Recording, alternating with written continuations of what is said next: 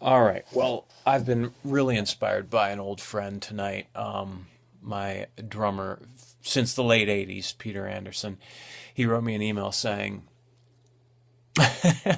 well, he also said, "Hey, man, the second half of that guitar solo on that song is the Rosemary's Baby of blues music." All right. That aside, that was funny. We're working on a song that I meant to have him play drums on years and years ago when we were just using a cassette 4-track deck to record everything. And tonight he wrote me a little compliment via an email. He said, "I love the sound of your 4-track recordings. You always achieve a sense of, quote, this is the record.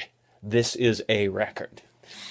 And recording is so much easier when you record on tape with cassette and you don't have all these options of having a million takes and a million tracks.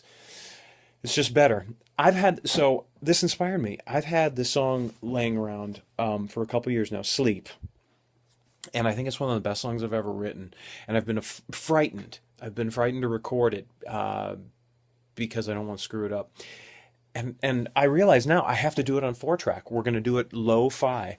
Now this is going to require a few things. There's one of the problems. One of the problems is that you have your mic and you're sitting here, you're recording yourself on the 4-track deck. Still got the late '80s gear. This thing makes a ton of noise. And so the microphone picks up all this hum, and I don't mind lo-fi, but we have to have some sense of clarity and good fidelity, because I'll probably load it up onto the computer and finish it in that realm, put some drums on it. So I think what I'll do is put the tape deck outside the door, close the door, and then run in here and record with the guitar. What a mess this place is. Okay, so I'll play. I'm gonna want to do a click track because I think I'm gonna want a touch of drums or percussion on this somehow, and it'll be a lot easier for someone to be groovy and accurate if we're doing a click track. Normally you have the computer generate something. Oh hum, who cares?